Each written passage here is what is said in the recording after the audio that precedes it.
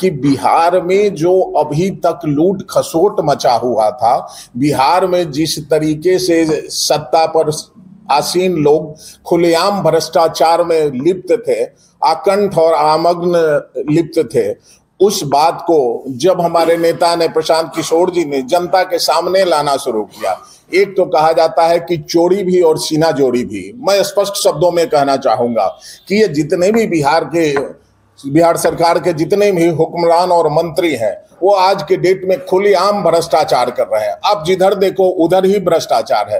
पहले तो हमारे जो नेता आदरणीय प्रशांत किशोर जी हैं, उनका जो आरोप है इसका मैं समर्थन करती हूँ। और वो उन्होंने जो आरोप लगाया है वो किसी भी मैटर पर हो, या सम्राट चौधरी पर हो, मंगल पांडे जी पर हो, अशोक चौधरी पर हो, दिलीप जायसवाल जी पर भी हो, संभावी चौधरी पर हो, ये तो एक तथ्य पे सही भी है, क्योंकि ये दिखता है कि इतने दिनों से वो राज कर रहे हैं, तो आखिर जनता के लिए उन्होंने किया क्या है। तो सिर्फ वो आगे बढ़ रहे, इससे साफ पता चलता है कि कहीं ना कहीं तो भ्रष्टाचार हुआ है। और हम अपने आदरणीय नेता का समर्थन करते हैं और हम चाहते हैं कि इसकी निष्पक्ष जांच होनी चाहिए और उचित कार्रवाई भी होनी चाहिए। कि हमारे प्रशांत जी हवा में नहीं बोलते हैं। किसी भी घोटाले का जो पेपर निकालने में समय लगता है, आपको खुद आपका बैंक अकाउंट नंबर याद नहीं होगा, लेकिन जब बैंक अकाउंट को अपडेट कराने जाएंगे तब पता चलेगा कि मेरे नाम से पासबुक है। तो आप कैसे ये उम्मीद करते हैं कि प्रशांत जी तुरंत घोटाला का मतलब पर्दाफाश कर देंगे? प्रशांत जी तथ्य के साथ और प्रूफ के साथ वो पर्दाफाश कर रहे हैं। और अब एक चीज़ और मैं बता दूं, मेरे पास जो न्यूज़ है, अभी एनडीए के जो 5 पांडव जो पार्टी बना रखे हैं, उसमें एनडीए के 5 पार्टी के प्रदेश अध्यक्ष का पोल खुलने जा रहा है दशहरा। कि प्रशांत किशोर जी ने जिन नेताओं पर आरोप गठित किया है, उन नेताओं का जो नाम है अभी वर्तमान सरकार में मंत्री भी हैं, कई पदों पर सुशोभित हैं, जिसमें सबसे पहला नाम तो मंगल पांडे जी का आता है, जिनके खिलाफ में हम लोगों ने बहुत बड़ी आंदोलन उनके बंगले पर जाके किया था, आप लोगों ने भी देखा। उसके बाद रिसेंटली एक संजय जायसवाल है, जो मोतिहारी से सांसद हैं, भारत सरकार में मंत्री भी रह चुके हैं, उनके ऊपर आरोप गठित की गई है। और दूसरा है अशोक चौधरी, जो माननीय मुख्यमंत्री जी के काफ़ी करीबी लाडले माने जाते हैं। और एक सम्राट चौधरी हैं, जो अभी बिहार सरकार में उप मुख्यमंत्री के पद पर सुशोभित हैं। एक और नाम है जो अभी दरभंगा से हैं, जीवेश मिश्रा जी।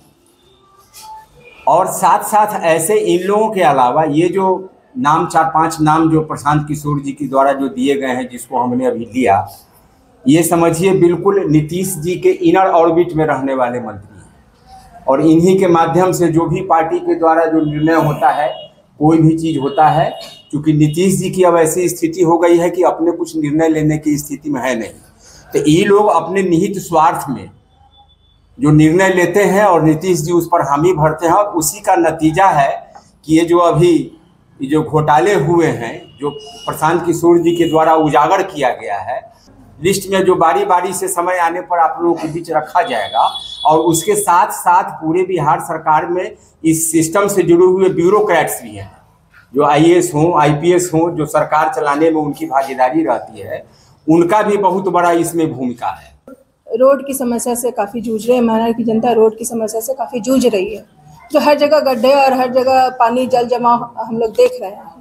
ये तो सबसे प्राथमिक समस्या है हमारे समाज के महाराष्ट्र विधानसभा क्षेत्र से। दूसरी है शिक्षा का अभाव, जिसके लिए प्रशांत जी, हमारे आदरणीय प्रशांत जी का जो सोच है, जो विचार है कि लोग शिक्षित होंगे तभी समाज विकसित होगा और समाज विकास करेगा। उसका नाम है परिवार लाभ कार्ड।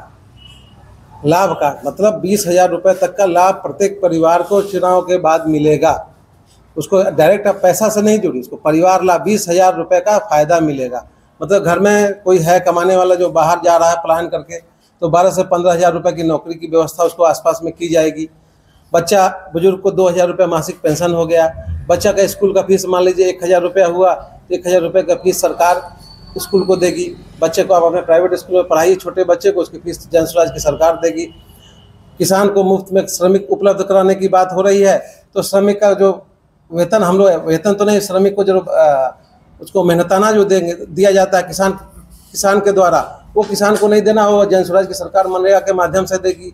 माँ बहनों को जो 5 लाख रुपए तक का ऋण 4% इंटरेस्ट पर देने की बात कही जा रही है, 4% सालाना इंटरेस्ट पर, तो उसका जो सूद होगा उसको मान लिया कि 2,000 रुपया मासिक आपका इंटरेस्ट बचा, तो वो है। इन सब फायदों लाभों को जोड़ करके 20,000 रुपया बताया गया है। तो उसको इस तरीके से हम लोग समझा रहे हैं और लोग इसको बहुत खुशी खुशी स्वीकार कर रहे हैं। माननीय उप मुख्यमंत्री हैं सम्राट चौधरी जी, आपने देखा होगा इन्होंने 3 नाम बदला। पहले राकेश कुमार, उसके बाद राकेश कुमार मौर्य, उसके बाद सम्राट चौधरी। ये एक बार जेल भी जा चुके हैं। तो उस समय कम उम्र का हवाला दे करके, नाबालिग दे करके जो जेल से बरी हुए। दूसरी बात है, इन्होंने मैट्रिक में एक बार फेल भी किया, 234 अंक आया। तो सब को बदल के फिर इन्होंने अपना नाम बदल दिया, और नाम बदल करके आपको पता है ये 7वां फेल भी है। और आज ये बिहार सरकार में मंत्री, बताइए इस बिहार सरकार की क्या स्थिति होगी जिसके मंत्री ही जाली होंगे। ये दूसरे को जाली कहते हैं, दूसरे को भ्रष्ट कहते हैं, लेकिन इनसे जाली कौन होगा? ये आपके बिहार के जो उप मुख्यमंत्री माननीय हैं उनका 3 नाम। दूसरी बात, दूसरा हम लोग आते हैं मंगल पांडे जी पे। तो मंगल पांडे बिहार के स्वास्थ्य मंत्री हैं, जिनकी पत्नी उर्मिला पांडे, उनके खाता में 2 करोड़ से ऊपर का लेन देन हुआ।